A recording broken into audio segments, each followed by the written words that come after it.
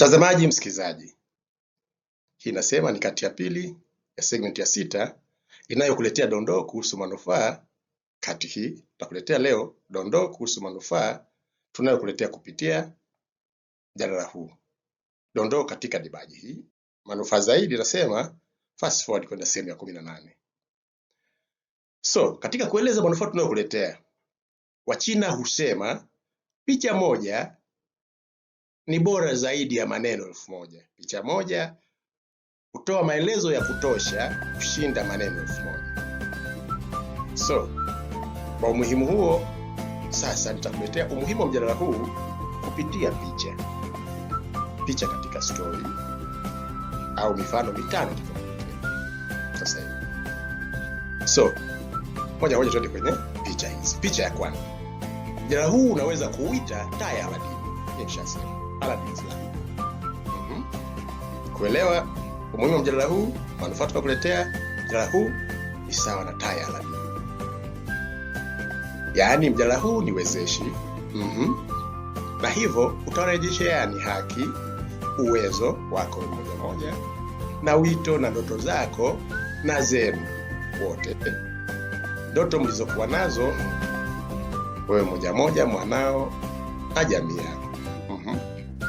Kwa details kuona picha ya ndoto zenu wakati wa kuumbwa kwenu, rejea Genesis chapter 1 verse 26 mpaka 28. Lakini pia Samueli wa kwanza aya 9 mstari wa 17. The first Samuel chapter 9 verse 17. Taona picha ya ndoto hizi. Kwa sababu hiyo, pamoja na hivyo, tutaanza kueleza zaidi, maana nchi yetu kiukweli hatusomi wala kuandika vitabu. Tutaeleza zaidi maana taa ya Aladini au umuhimu wa mjadala huu kwa sababu hatusomi. Shortly, taa hii ya Aladini uliweza kuiomba chochote na ikakutendea. Well, hadithi hii ina distortion nyingi. Hii ni taa kwa dhana nayokuletea uwezeshi. Nasema ni ilmu. Ile taa haikuwa ni taa kama taa, picha ya ilmu, sayansi na tech. Na kwa maelezo yale ni kwamba iliigwa kutoka Warabuni na mchawi wa Afrika, lakini si kweli. Huyu aliyeitwa mchawi kutoka Afrika alikwenda kuirudisha taa ile, maana iliibwa wakati wa ufufuo. Kuna discussion nyingi sana. Tena rais sana. Nasema mjadala huu utawasaidia maskini. Picha, kumbuka nawaletea picha ya manufaa ya mjadala huu kwamba ni wezeshi, chanya na transformative. Kwa mjadala huu utawasaidia maskini kwa upande mmoja, familia maskini moja moja, mtu moja moja, taasisi na jamii, community au society. Mjadala huu utawapa siri ya kubadili maisha yao na kuvunja mzunguko wa maskini na utegemezi. Sasa sikia hii. Mjadala huu ni wezeshi kwa wote. Wenye nacho, matajiri, the haves, na wasio nacho, maskini, the have-nots. Lakini ujue matajiri watasema vinkwatirechi kwa msemo wa Kinyambo. Siye matajiri tayari. Kwa hiyo hatuna manufaa na elimu hii tahi. Sio kweli. Nasema yeyote kati yenu aliye tajiri leo hajafikia horizon, ukomo, peak au first best ya uwezo wake na utajiri wake. Hatujafikia horizon. Lakini vile vile kwa tafasiri isiyo rasmi, kwa maneno yumkini yanayokuwa accredited kwa Lincoln, asema katu huwezi kuwanemesha maskini kwa kuwafilisi matajiri. No. That's not gonna happen. Not now, not ever. Hii ikihanikiza umuhimu wa mjadala huu. Lakini kubwa zaidi nasema kwa matajiri, kuwapa fursa na neema maskini ni neema kwenu matajiri.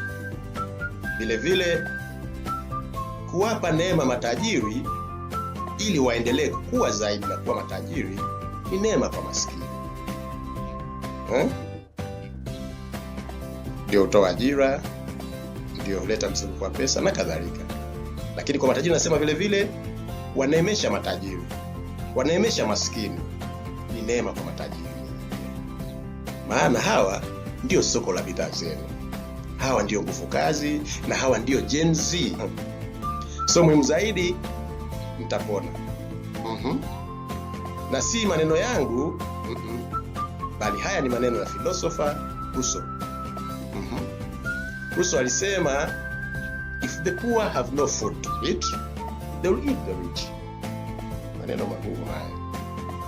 Maskini wakikosa chakula, ukanaeleza umuhimu wa kuwanemesha maskini, na vile vile kwa huwezi wadhulumu matajiri ati unawasaidia maskini. Matajiri nasema maskini wakikosa chakula, sisemi pote na bali tasema. Na si mimi alisema maneno haya, si mimi nisema maneno haya, bali ni maneno ya Rousseau, philosopher Rousseau. Alisema maskini wakikosa chakula, watakula watu, hasa walionona. Nani hao walionona? Briefly nasema neema kwa maskini ni win-win kwa wote, maskini na matajiri. Ni neema kwa watu moja moja, jamii na taifa moja moja, kwa wote. Ni neema kwa wote. Na vile vile neema kwa matajiri ni neema kwa maskini.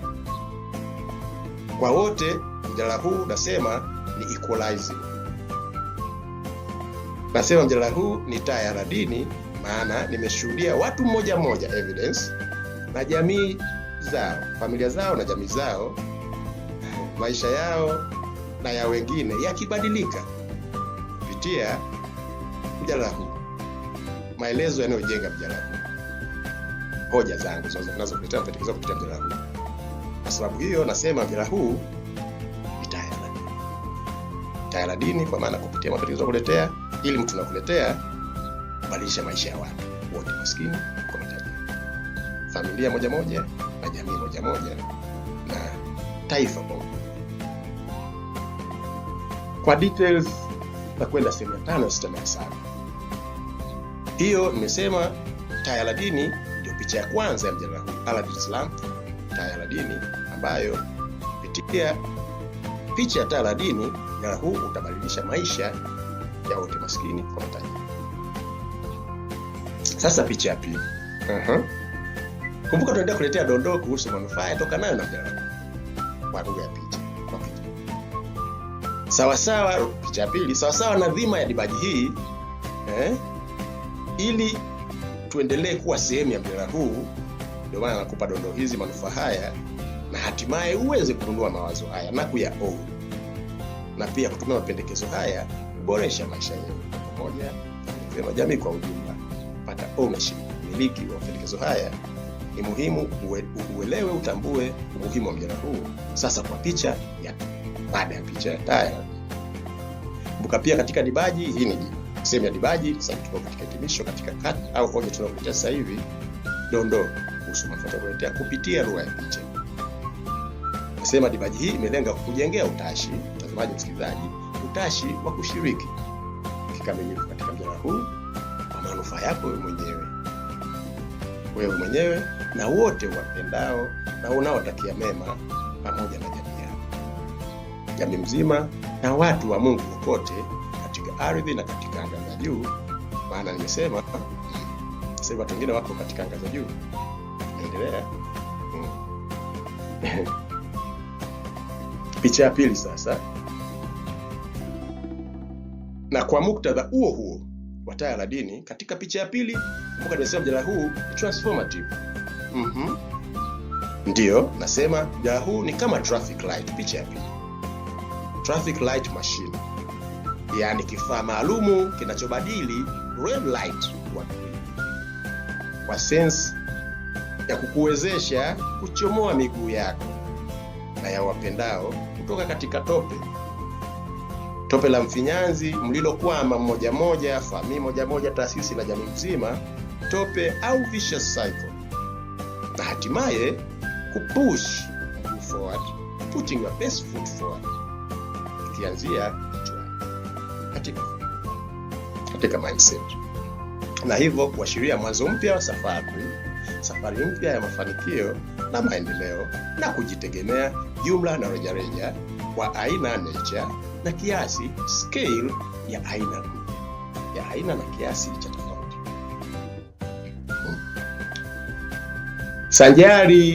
Sanjari na safari hii, USAID wanaita Journey to Self-Reliance, safari ambayo mtoa hoja ameita The Journey Back to Greatness, ikiwa ni title mama zinazo conceive The Journey Back to Greatness. Check it out on Amazon.com. Hiyo ilikuwa ni picha ya pili itakayokuwezesha sawasawa na traffic light machine inapobadilisha rangi kutoka rangi hatari nyekundu na kuwasha taa kijani kuashiria mwanzo mpya, safari mpya. Wanaweza kuita Journey to Self-Reliance, nasema ni USAID, na mie mtu wa hoja akaita The Journey Back to Greatness, kwa kitabu mama kinachozalisha. Hiyo ilikuwa picha ya pili. Baada ya picha ya kwanza taa ya dini, sasa nimesema mjadala huu ni sawa na traffic light machine kuwezesha kuanza safari mpya kuelekea katika sahihi stahili. Sasa picha ya tatu. Well, are you feeling me yet? Unanifeel? If not, kama unifeel, mmoja binafsi, mzazi, mwalimu, mwajiri, taasisi au jamii, au jamaa la jamii, na hasa fikra tunapolishwa kule madarasani, mashuleni, madhabahuni, katika TV, katika media, radio, social media.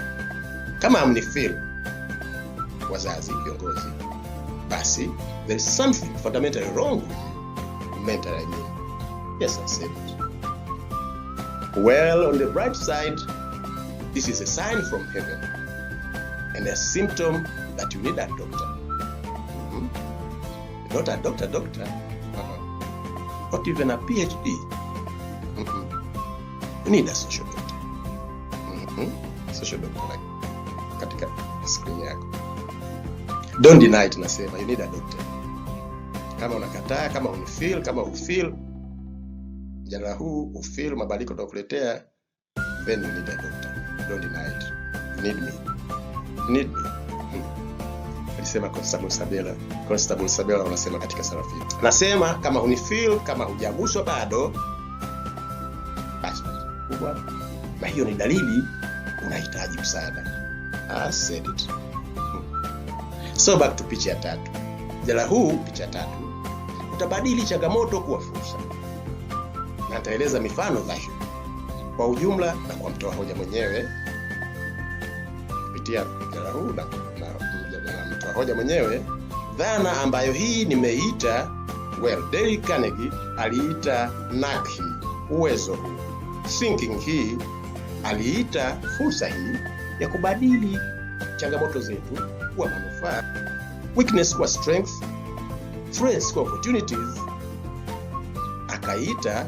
Akasema ni kubadili limao chungu kuwa lemonade. Na mtoa hoja akasema ni kubadili shit kuwa shitampeni. Hiyo picha ya tatu. Kubadili changamoto zetu kuwa manufaa, kubadili weakness zetu, mapungufu yetu, kuwa strength, kubadili threats zetu, hata hizo mbele yetu, kuwa opportunities. Picha ya tatu ya mjadala huu. Na ndio nasema kama huwezi kunifeel, kama unifeel sasa hivi, basi you must be having something fundamentally wrong. Sasa picha ya mjadala huu, kama acid au alkali ibadilivyo litmus paper kuwa red au blue. Kwa metaphor hiyo, walengwa wahitaji wewe ni litmus paper, na mjadala huu ni agent wa mabadiliko, yumkini hasa vile mtoa hoja katika sura yake. Yes, sasa